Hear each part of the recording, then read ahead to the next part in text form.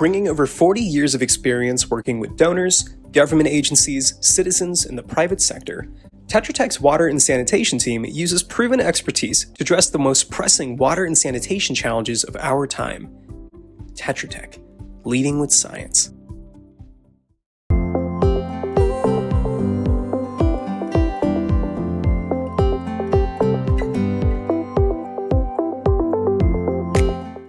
Good morning, afternoon, and evening, everybody. Mwansa Mukuka, the lead sanitation specialist under the Lusaka Sanitation Project, and I, Ruth Kennedy-Walker, the current task team leader of the World Bank Project, will be presenting today. This presentation will provide lessons learned for on-site sanitation and fecal sludge management from the Lusaka Sanitation Project. It will discuss how the project aimed to shift the sanitation service provision agenda at scale for low-income communities in Zambia. I will start by giving some background, and Mwansa will go into detail on lessons learned from implementation. Most of Lusaka's population, approximately 70%, live in peri-urban areas.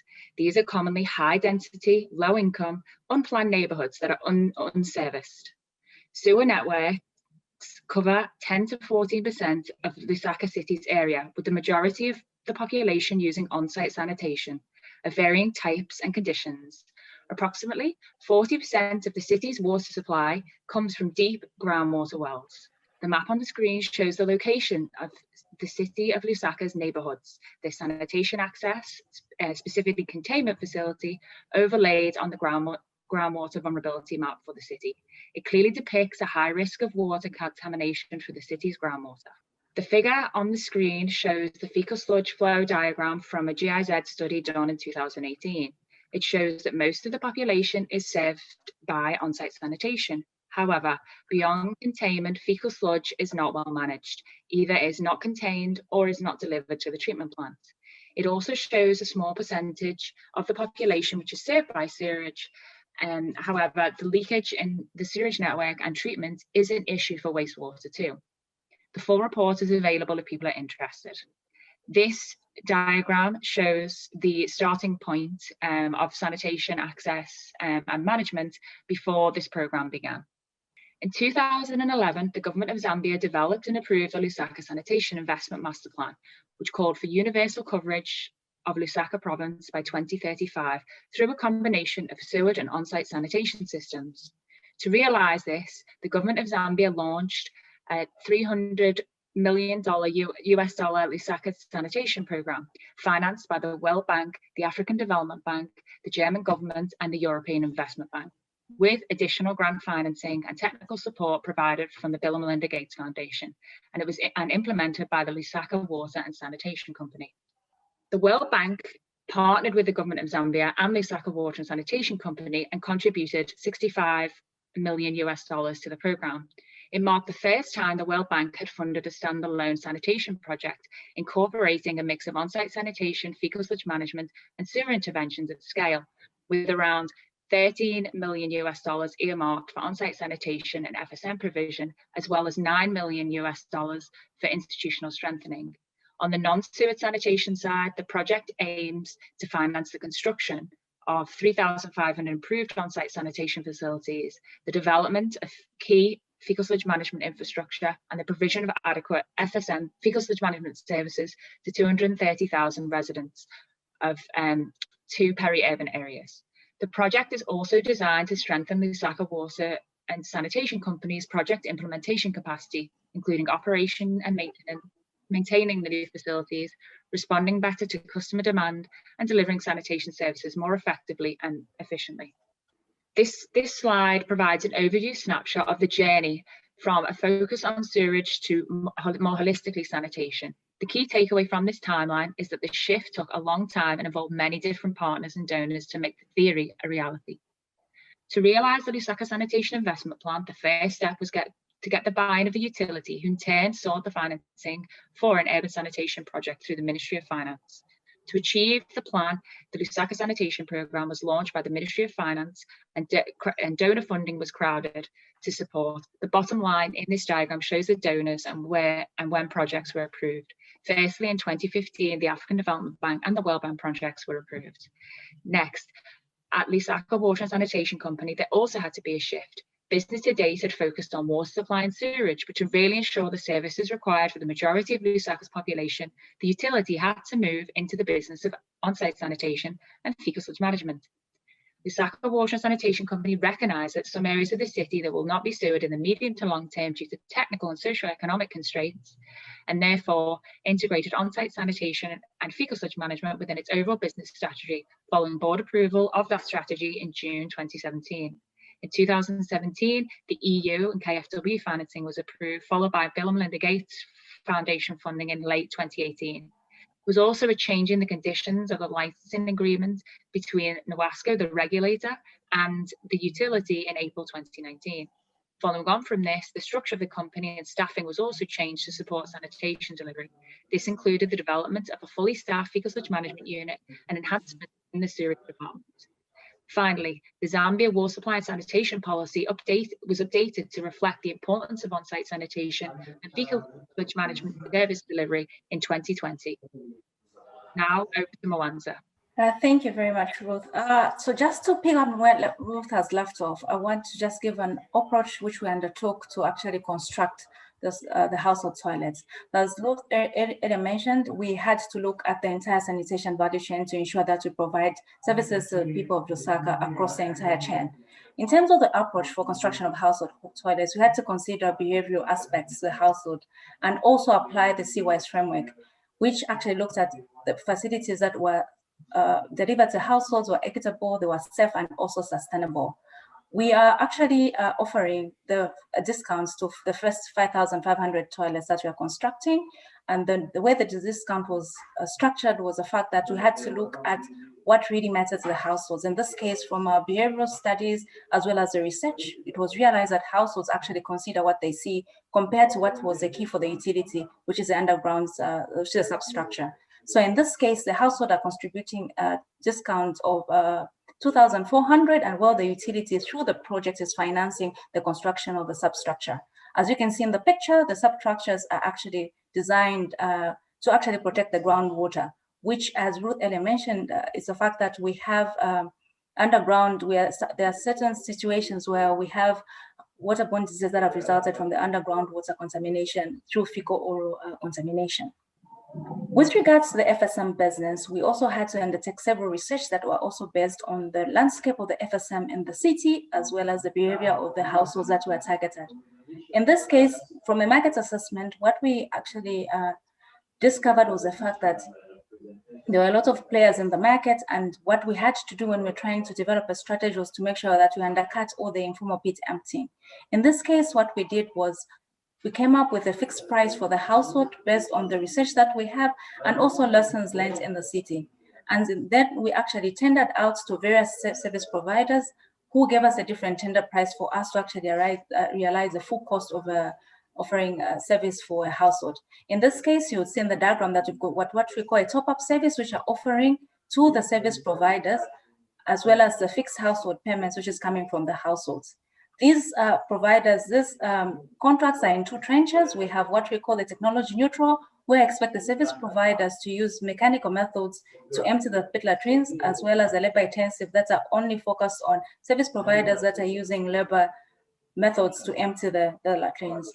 In terms of funds flow, we also had to structure the contracts to ensure that we actually paid for what was offered to the households, the various households.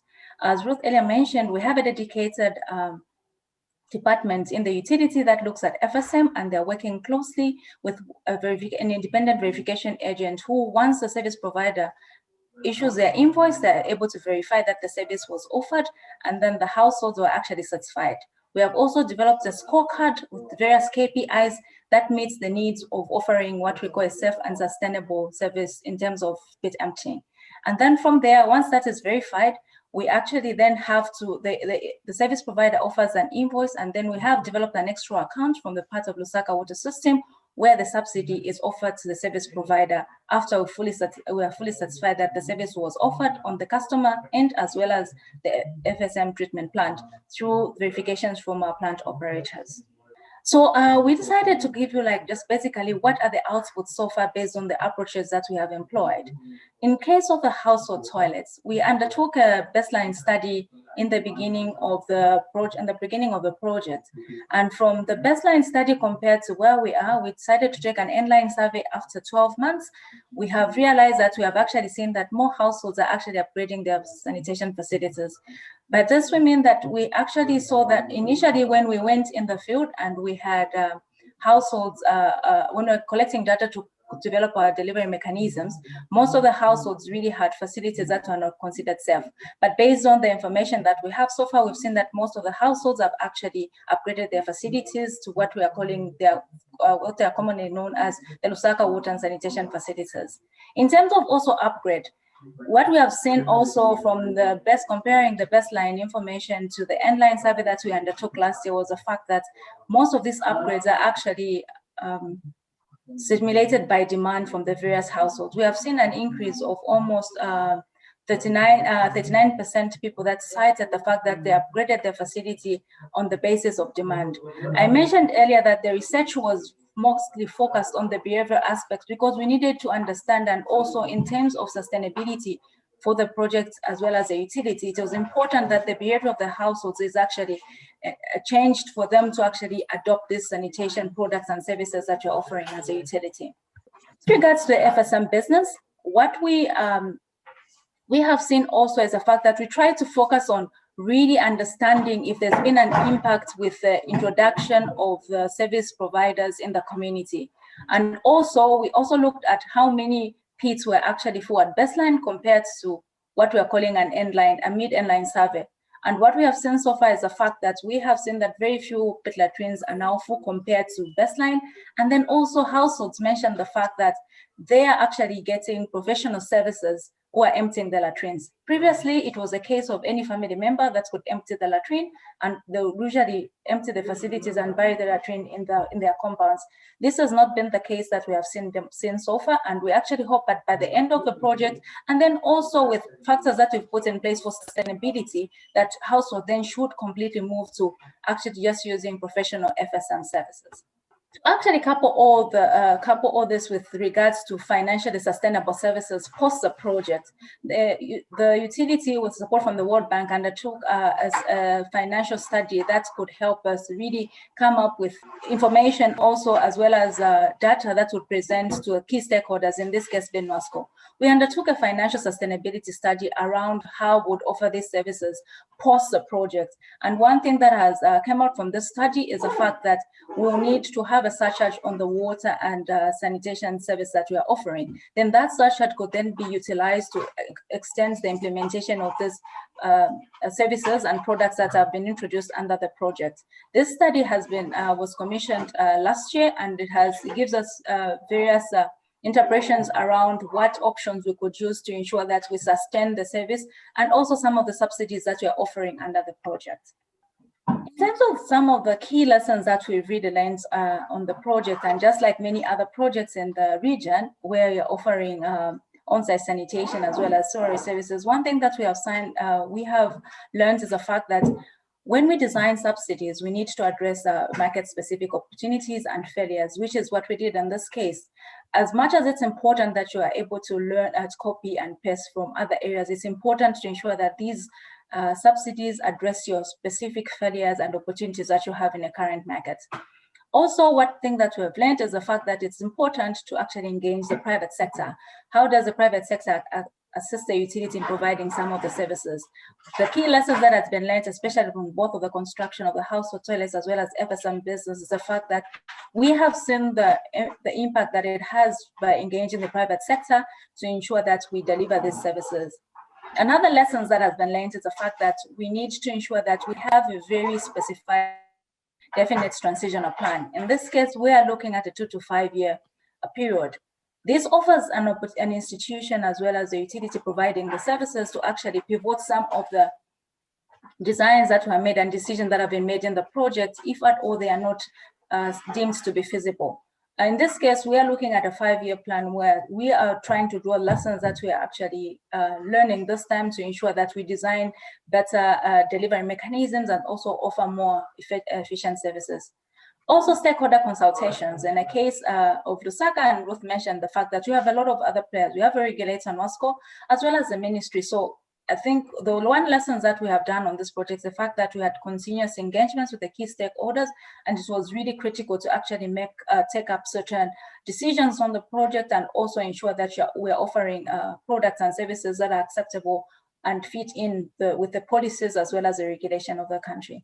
And other lessons we've learned is to turn challenges into opportunities.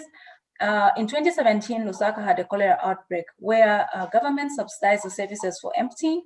And from this the subsidy that was offered, this is where we actually learned that households were able to afford the payments of emptying for their facility by paying 125 kwacha, which is the reason why we based our initial subsidy for emptying at $12.5. One other key lesson that we have learned is the fact that this to actually transition to offer both sewerage as well as on-site sanitation services is a journey. And I think one thing that has been significant is the fact that we have been able to demonstrate that we are able to improve the sanitation status in a city by combining different methods. So in this case, apart from the construction of household toilets and the FSM business, the Lusaka Sanitation Project is also constructing sewer lines in the city, as well as constructing of the treatment plants. We are positive and also optimistic that through the many challenges that we have in this project, we have an opportunity to learn through these challenges and opportunities, and then inform decision-making as well as other players and also other countries in the region, that there's a step that has to be taken, and there are many decisions along the way that has to be pivoted, as well as also be willing to change and make the changes immediately. So we're saying that you could get online if you want to hear more about the Lusaka Sanitation Program. We are also on Twitter through Lusaka Water and Sewerage. And also would like just to urge all our participants in the FSM6 to post your questions in the comment section attached to this session. And then also consider one of the live discussion forums to keep the conversations going. Thank you very much.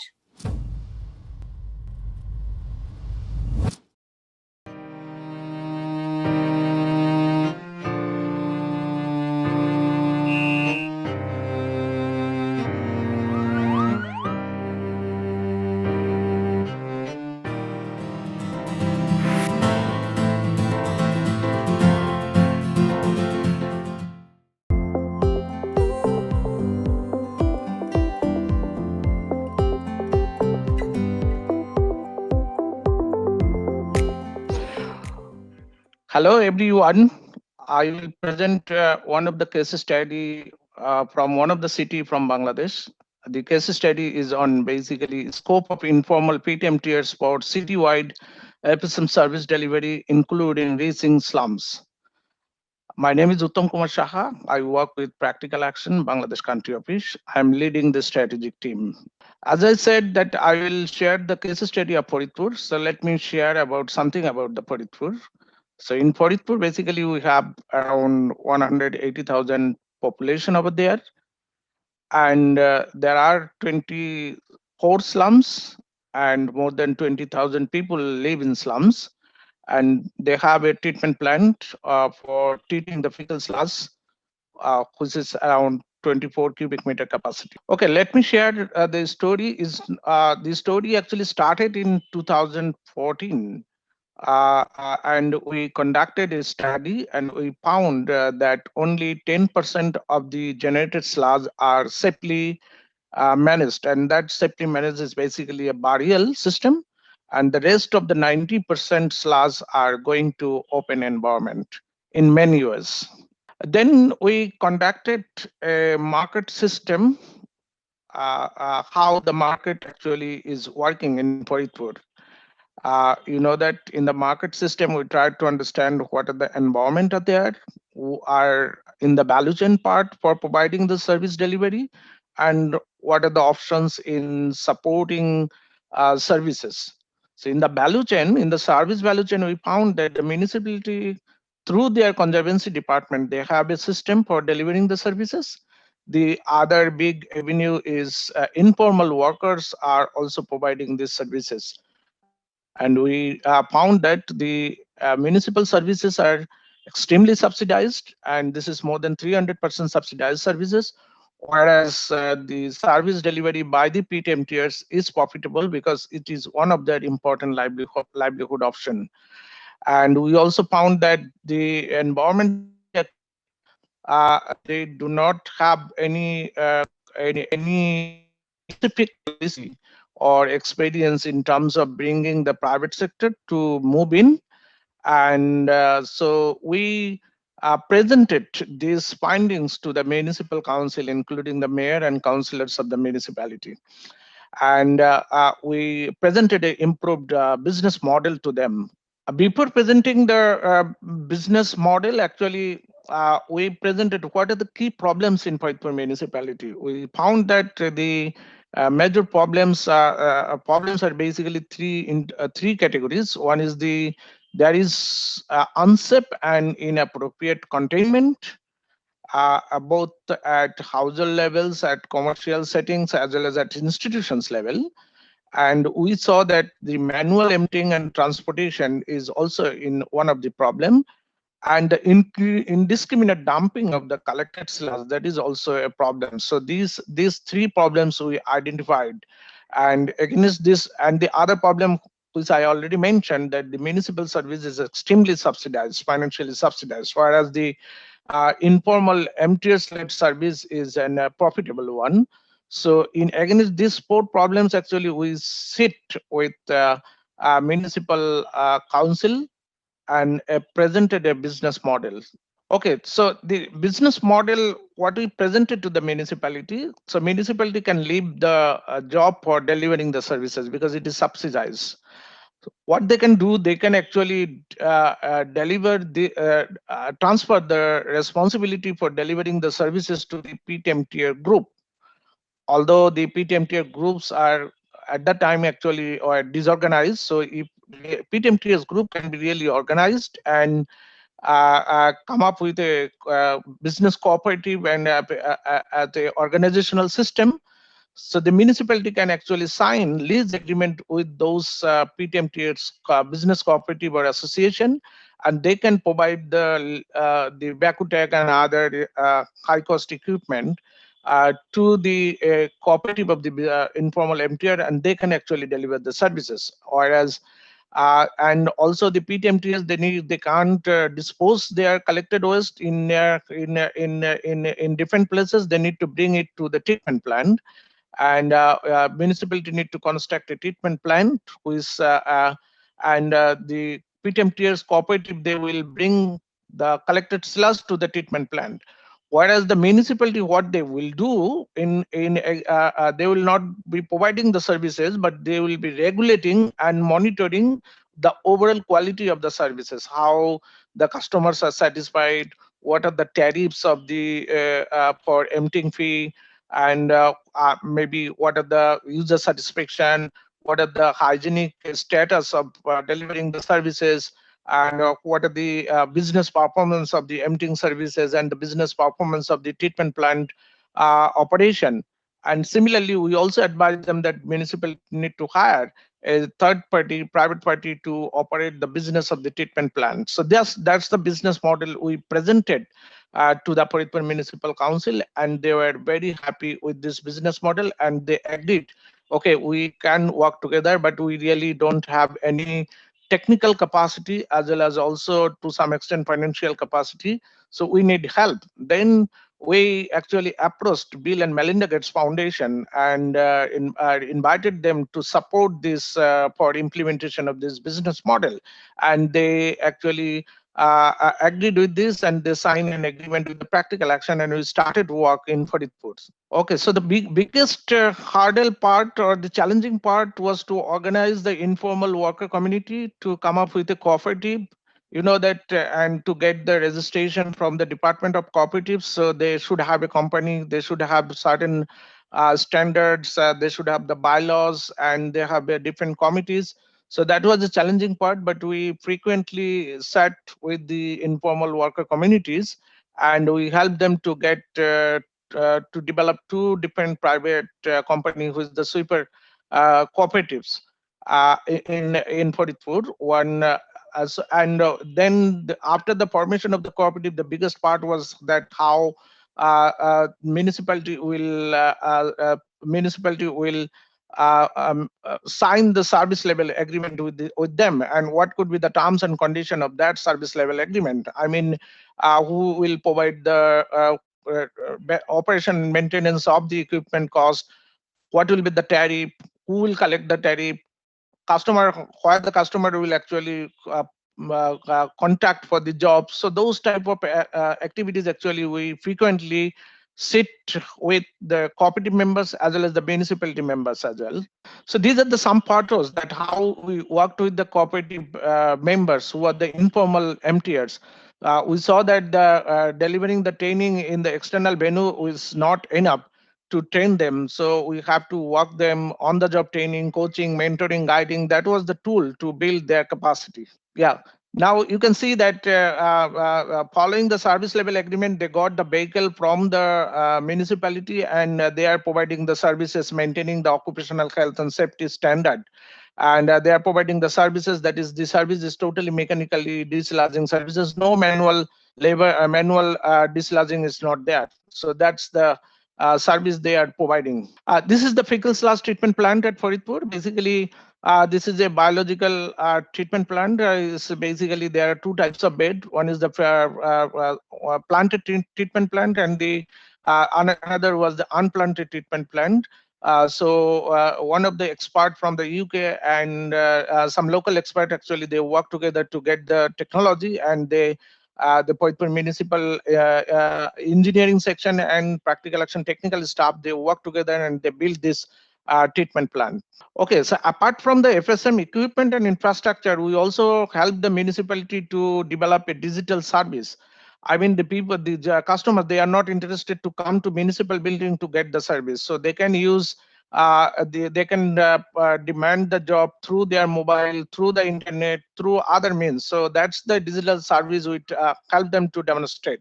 eFSM, that is the same thing, that how the customers will get the dislodging services at the earliest time. So that's sort of the mechanism that we help the municipality to develop. Yeah. Okay. One of the biggest thing was about the participation of the city dwellers in this improved system. So we found that most of the people actually are illegally discharging their fecal sludge and effluent from the toilet to the surface drains and other water bodies. So one of the biggest things is that how we can motivate them and how we can engage them in this process. So we designed and launched a very comprehensive social mobilization targeting different status, different groups of the city dwellers, starting from the children, the youth, the adolescent, boys, girls, adult men, women, different professionals. We did a lot of mobilization and campaign with different groups in the city. And you know that now the municipality, cooperative, there is an NGO who is managing the operation of the treatment plant. So, and different community organization, I mean the other government offices. So we realized that municipality should have a multi-stakeholder steering committee to assess the overall status of the improved system, as well as also the overall the satisfaction level of the users, and improvement. I mean to see the to see the changes in disposal, in safely disposal of the fecal sludge.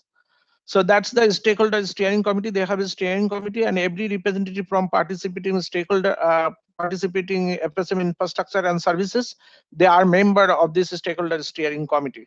Okay, so we have a monitoring system, how the system is actually growing.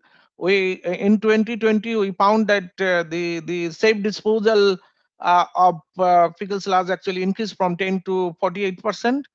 And right now 40% of the household is a part of this improved system, and everybody actually are receiving the mechanized emptying system, and safe and hygienic disposal is a big issue of the feature of the improved system. Yeah, and we also saw that what are the changes happen due to increase in income of the emptier because of these improved services. What was their situation in the past before the improved system, and what are the situation because of this improved system. We found that now the municipal, the informal worker, they have increased their income. They have almost the job request is almost doubled, and they have access to municipal decision-making system. They have access to deputy commissioner's office, and they have their overall health. I mean, number of lost working days actually has been reduced. So overall productivity has already we found that that was very good feature of this system. So the big change we found in the lives of the emptier, and we saw that they are actually moving from emptier to entrepreneur. Okay, so they basically this was the Faecal model. We believe that the Faecal municipality and the one of the project from the LGD, Local Government Engineering Department, they had a project UGIP2, Urban Governance Infrastructure Improvement Project, second phase, and the practical action. We work together, and for LGD found that this is a very good system. Then LGD and the practical action, we work together that how this model can be replicated in their third phase, which is working in 36 municipalities. And right now we are working with the LGD to replicate this model in 4 cities among these 36 cities. We are replicating this transformational model for informal workers in 4 cities in participation of the Egypt 3 program of the LGD. Even the Bangladesh government, they have developed the FSM institutional and regulatory framework. They also highly recommended this model in the framework for scaling up. Yeah, so still the Faecal case, 60% household are yet not reached. So we have to work on that. And also the expansion of the service of existing cooperatives to all by accessing the additional equipment. The additional equipment is a big issue to provide the services for the rest of the 60% household. And also the operation and maintenance of this back-to-tech and other costly items, that is also a big issue. We have to look for a better options and solution to problematic equipment. So that's the way forward. Okay, I'm finishing here, and if you have any really question, I will be very happy to provide the answers. Yeah, and many thanks to all of you for listening me. Okay, if you have any questions or comments about what I have covered in my presentation today, please leave them in the comment section. And also please consider joining one of the live discussion sessions to share your thoughts.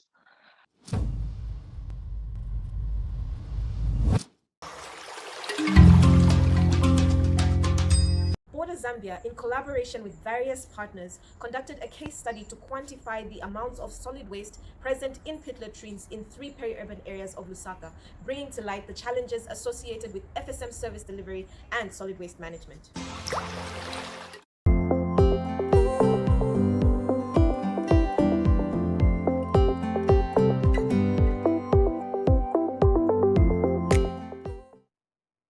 Hey, good day. My name is Keith Alcock. I'll be speaking on the transforming relationship between eThekwini Water and Sanitation, also known as EWS, and informal service providers. Those are mainly in the sanitation sector. And eThekwini is the city of Durban in South Africa. I just want to introduce my co-writers, in particular Teddy Gandon, who's someone with many years' experience in the municipality itself and looking closely at this transforming relationship. I also want to introduce my 2 colleagues, Ruth Cottingham and Lawrence Ngubani, who've assisted me in this abstract and presentation. Okay, this first slide that I'm showing you is just to give you a typical example of a dense informal settlement in Durban. And what you'll find interesting is that on the ridge behind, there's sort of high income, high-end office blocks and apartments, and in the foreground you've got people who want to be close to work, and they're in these dense informal settlements with very generally poor services. They often have electricity connections, but the water and sanitation connections are not great, and I'm going to talk about that now. So I'm going to start off with a quote from a resident of one of these dense informal settlements recently, and we were running a particular program, and she said, "Our toilet is clean, it's serviced on time, and helpful with our disabled child. So, I mean, I'm stating the obvious that good service is valuable to residents wherever they live and whatever their socioeconomic status. But it's important for what I'm going to talk about, which is improved services for these residents. And EWS from the City of Durban is pioneering new ways for improved services. So first of all, if you look at the whole sanitation program, starting from containment through to emptying, transport, treatment, and processing, the municipality has had a big focus over the last 10 to 15 years on the containment side. So rolling out infrastructure only. But more recently, they've realized that what's becoming more important is the actual service provision itself and the service providers. So they're wanting to improve those services for the whole value chain, as well as achieve economic development. So this presentation assesses 4 case studies which look at different ways of improving that service. So the first case study, eThekwini have these urine diversion toilets. They sit above ground. The picture on the bottom left shows you someone who's starting to empty it. Now, essentially, they decided that they would provide a free service to these residents who are mainly in rural areas of the city. And they couldn't contract informal businesses directly. And so the implementation model that they came up with was to appoint a managing contractor via a tender who would then employ informal businesses below him who would do the actual work on the ground. And together with that, there would be accredited business training to try and support those small businesses to get them to a point by the end of the contract, and it was a 2-year contract, where they would be able to tender for future work themselves. So just some of the findings on the small businesses was that there was poor attendance at the business training. There was poor application of business skills. Only 2 out of 7 was starting to apply some of the skills that they'd learned.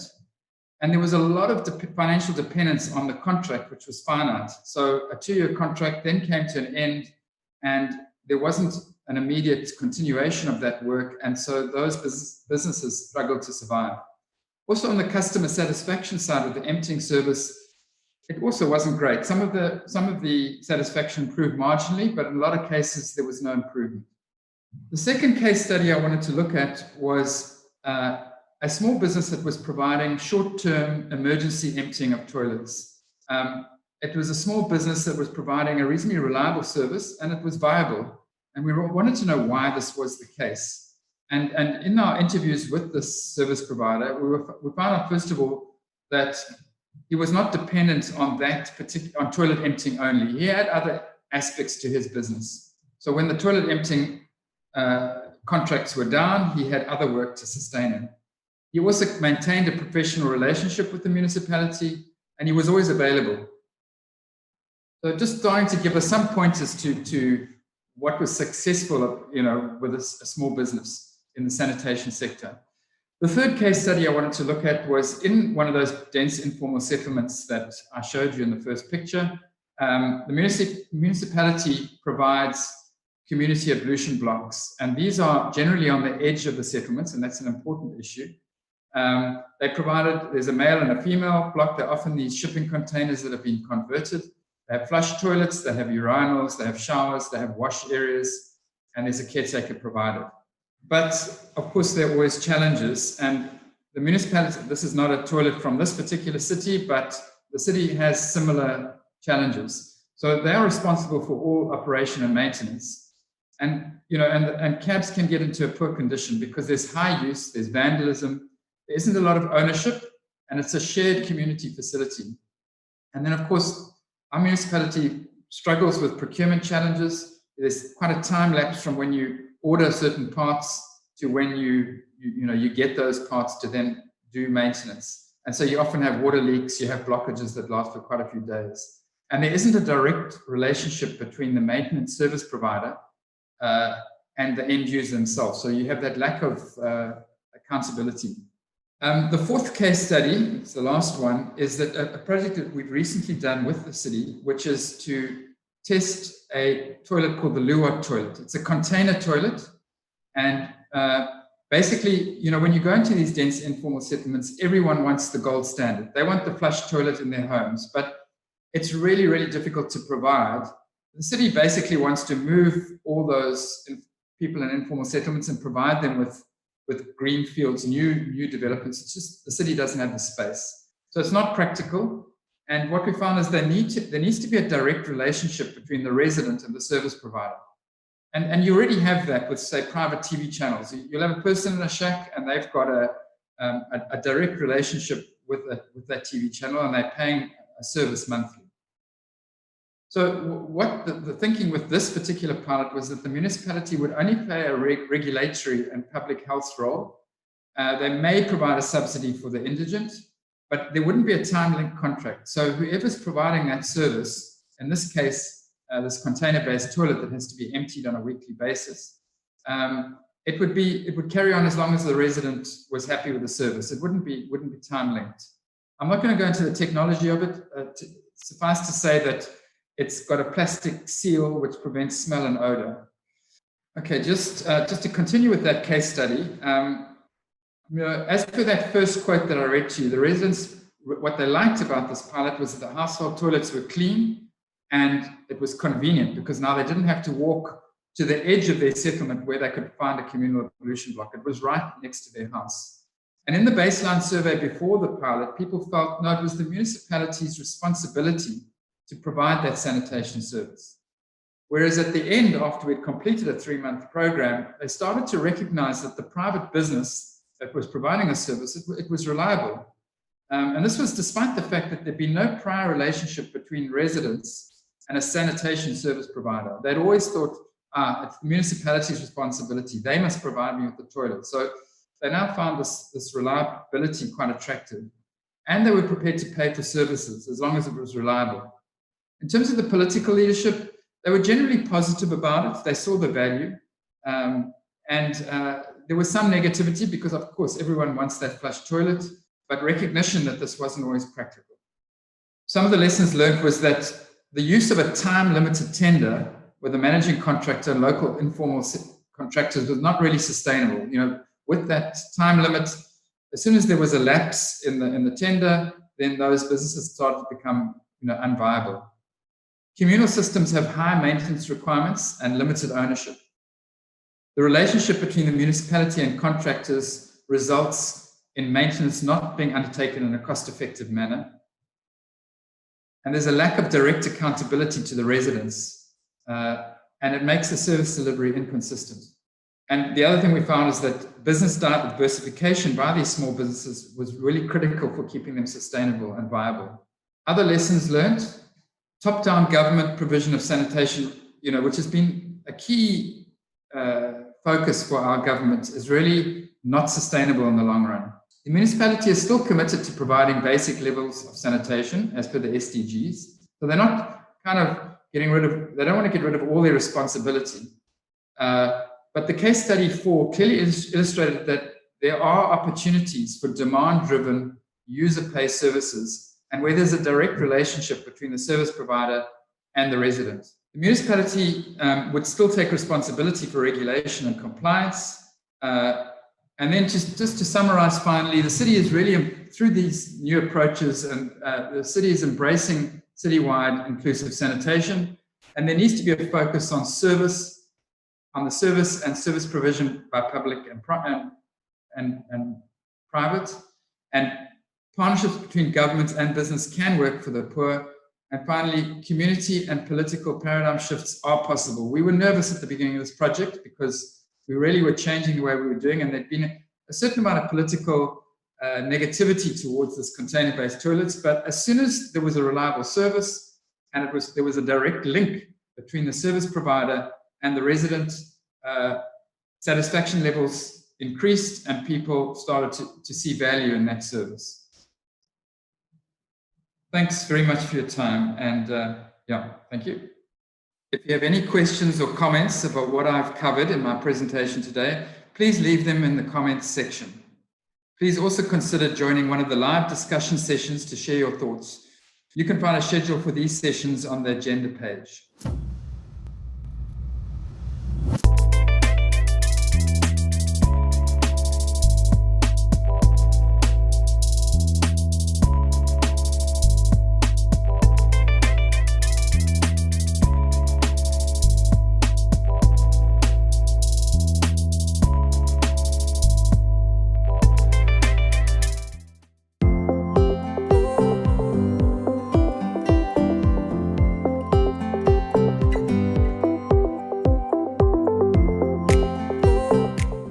So, hello everyone. So, you might have heard about associations, groups, consortiums, so many names, and how it has benefiting in social sector. Talking about those things is, I'm not here to talk about these things. And how it has impacted overall into social sector, that is also known to everyone. So in next couple of slides, in next couple of minutes, I'm going to talk about how this group association kind of things could benefit fecal sludge management in any city across the globe. So before I get into our work that we did, a project that we have implemented, I would also like you to take you to the background of the work. So the context is that there are Indian cities where around 40 billion liters of sewage is generated daily. 70% of the households are off the grid. They are not connected to the sewer grid. And because of that, the dependency on on-site sanitation systems is very high. And everybody knows that on-site sanitation systems require periodic emptying, transportation, and disposal of fecal sludge. But unfortunately, in 65% of the cities, we do not have this kind of arrangement where fecal sludge can be emptied, collected, transported, and safely disposed. So in addition to this, though there is no formal arrangement by the government or by the responsible agencies in many cities, but there is an informal market of fecal sludge management or this collection, transportation, and disposal. And this is being, provided by private service providers. We call them tanker operators in usual terms. And unfortunately, this area is extremely unorganized and unregulated. Means it's a sort of illegitimate business because they don't have license. A government does not have any rules or regulation to monitor them, to ensure the services and all. And most of the investment does not come from any formal sector, but these people get loan from their families, or they bring their own money to put into this business, to run the business. And the last thing is that there is not much information also available about these tanker operators, which is, then it becomes very difficult to understand how this is working, how this is functioning. So I just wanted to put a caveat here that I'm not a researcher, but an implementer. And I will share with you our learning here, that how we implemented the project and what has been our learning or the impact of what we did and what we tried to do. So there is one province called Uttar Pradesh in India, and we are implementing a project on fecal sludge management in 2 cities. They are very close, Lucknow and Kanpur. And the objective of this project is to ensure that the unsafe disposal of fecal sludge is significantly reduced in these 2 cities. They are middle kind of cities, where the population is around 25 to 100,000. And most of the fecal sludge collection is being done by the private tanker operators, as I mentioned in my previous slide. Based on an estimation, we found that around 200,000 liters of fecal sludge is being collected by these tanker operators, but this is being disposed into open land or the water bodies, and we all know that how this is contaminating the surface water or the water bodies. Going further, when we started implementing this project, we thought that how to bring these private operators together. And for that, we wanted to understand what are the challenges that they are facing. So these private tanker operators have, we have divided into 3 buckets: the business challenge, operational challenge, and the social challenges. So under business challenge, as I had mentioned earlier, that it's a illegitimate business, that these businesses are not registered, not authorized by any government entity. So the biggest problem is that this is not legitimate. And second is that though they could play, and they are playing a very critical role in fecal sludge management, but still they have been ignored, or they have not been recognized by the government. And this is not well monitored, well regulated sector. So people with not so capacity in terms of, I would say, educational background or understanding background, they have very inadequate knowledge to run the business. They have less capacity to operate the business. And the last is that because of these factors, they face many times penalties and harassment by the people from the government at the lower level. So operational challenges are that since they work in silos, they have to put a lot of effort in marketing their services. There is a big price war among these service providers or tanker operators. Because of that, they have to agree on a very less price, and that results into inferior quality service as well. Another thing is that because of this unorganized thing, this is many times dominated by very limited players who have enough money or who have enough resources to remain in this business and put a lot of money. And then there is the financial constraint, because these people are not so educated, not so qualified, working in silos, not interacting with each other. So they also face financial constraint because they cannot ask money from the formal sector or formal financial institutions. So it becomes very difficult for them to bring capital and expand their business or operate their business efficiently. Apart from this, there is a social challenge for these people as well. This profession is not socially respected. And I believe that the reason is, as I mentioned, in the business challenge and operational challenge, we understood that none of them would like to bring their kids into this business. And when they provide these services to the customers, their response is also not very respectful. So these are the manifestation. These things cannot be solved one by one, but we wanted to understand how all these things could be solved and what we should do.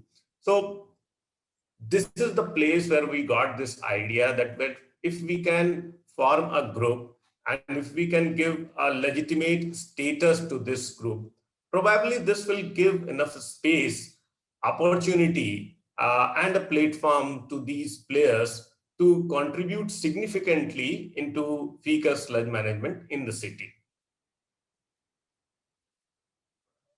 So I'm just sharing here that what was our thought while forming this Tanker Operators Association. So as I have mentioned that what the situation was, and now I'm just mentioning the benefits that we thought when we decided to form a group or an association. So the first reason was that we thought that probably when they come together, they will have a common voice. There will be an amplification in their voice, and government might hear their voice and provide them a legitimate status. Second, the knowledge sharing, which is very important, because based on their experience, how they are running their businesses, how they are effectively operating their business, how they are making profit, what are the nitty-gritties of the business. If there is a platform they can share together, and they can improve their businesses accordingly.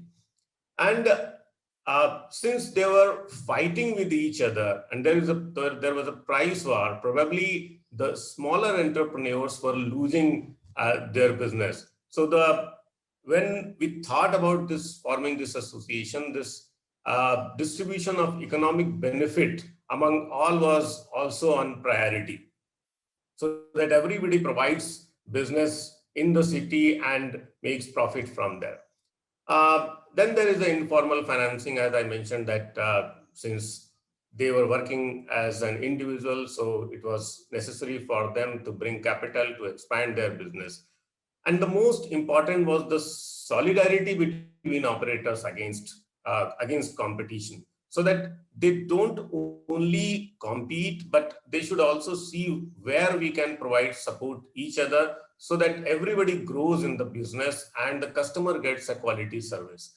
And as I mentioned, that this platform was mainly to come together, create a cohesive society where they can solve their own problem, and they can get benefit from there.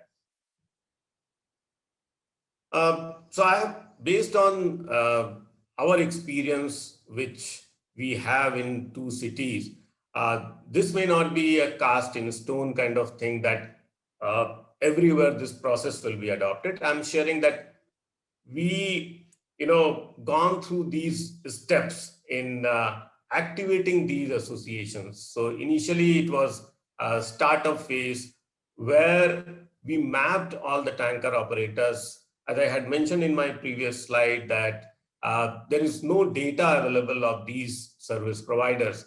So mapping is must, that cities should know that who are these private tanker operators, what is their business model, what is the size of their tanks, where they, from where they provide these services, what is their jurisdiction. So all these things are required, and this requires some time, because since this is not a legitimate business, it will be very difficult in the beginning for these operators to open up and tell everything to whoever comes to them.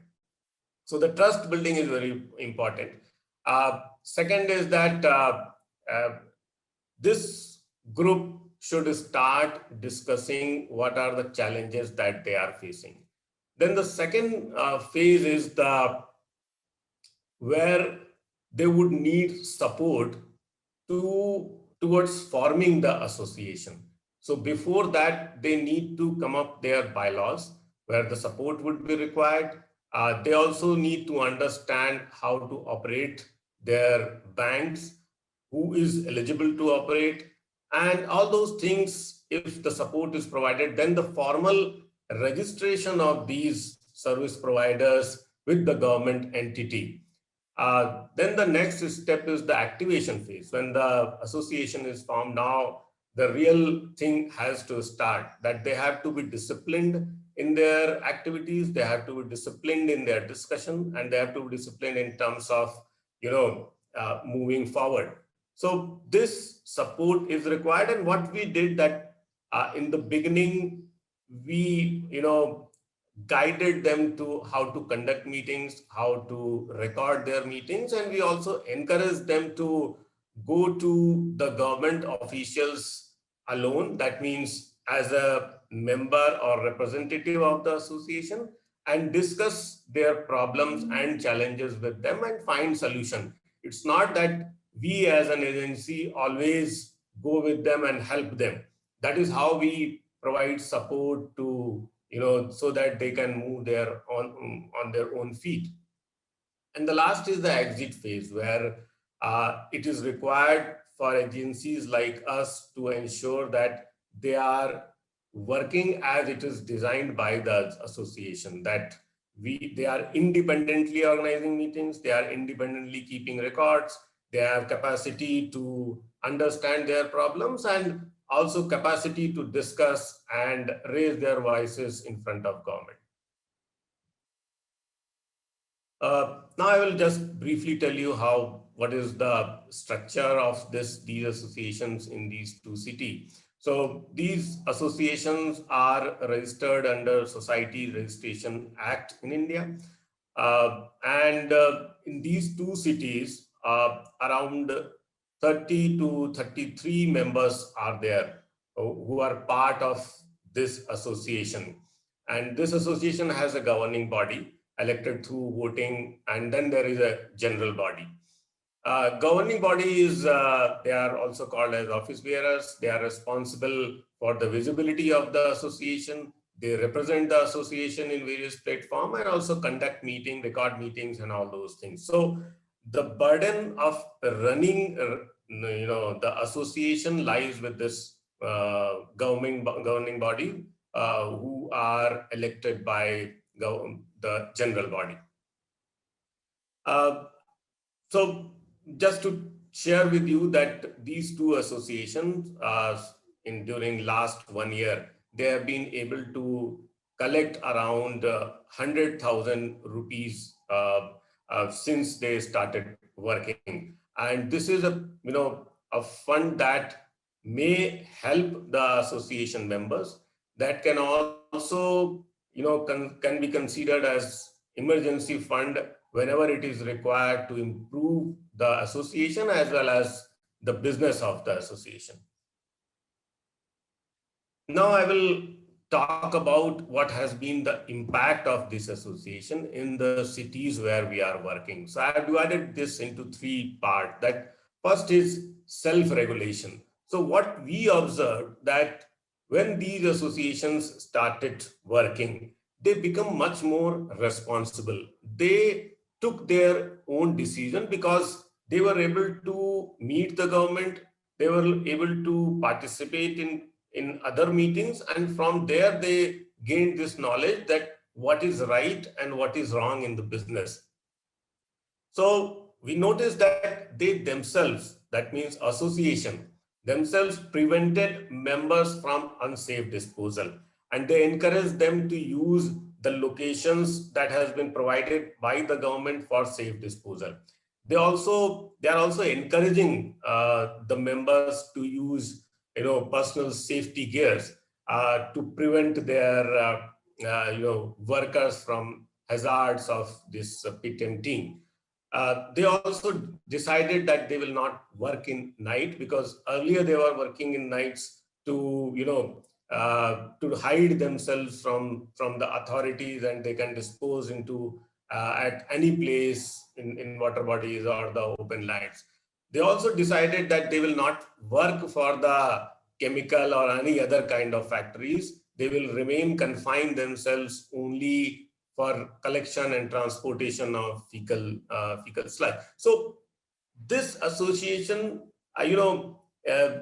also teaching them that how to bring ethics into their business and how to cover all those members in those ethical aspect of running the business. Second is that how they are taking quick decisions.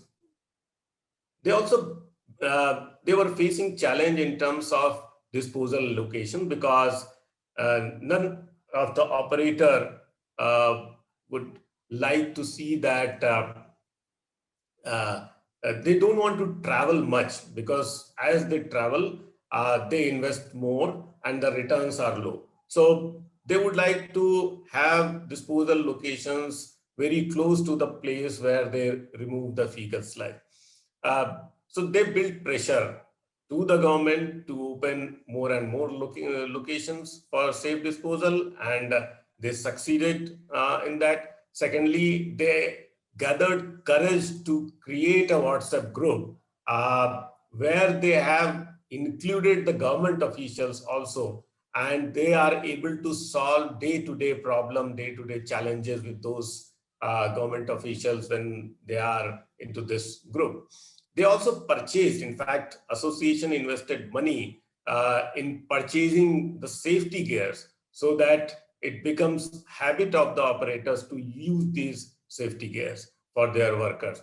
And it has also improved the efficiency of their work. Now they are able to provide services quickly, because earlier, since there was no, a platform and everybody was competing, everybody was hiding that where they are working. Now it's open, and whenever anything comes to the association, it is effectively distributed among the members for providing that service, and it has become very quick. And since it is they have become self-regulatory, so they're also very conscious about the type of or the quality of services that they are providing. So all these things have resulted into very important thing for the fecal sludge is that we have noticed that over a period of 1 year, the safe disposal has improved from 300,000 liters per month to 7,200,000 liters per month in one city. And in another, it has increased from 450,000 liters per month to 2,150,000 liters per month. So this is a huge change in terms of success of improving fecal sludge or safe fecal sludge disposal in the city. So this is the last slide where I quickly talk about the conclusion where we reached. I think the most important thing that we learned is that any other mechanism may not be so much successful or so much effective for effective fecal sludge management compared to this, because it has many benefits, because these operators have elevated themselves socially and economically as well. Or for any enterprise, these two are the primary things through which they can remain in the business, and business can also sustain. It has increased their negotiating power. They are taking quick collective decisions. They are bringing new ideas on the platform, and this is how the whole this unregulated or informal sector is growing. So the idea is that if we apply a transparent process and we can train them or educate them on their responsibilities and can provide hand-holding for a certain duration, probably they can do wonder, and that will be very beneficial and much more useful for the fecal sludge management sector. So I will stop here. Thank you very much for your patience. Thank you so much.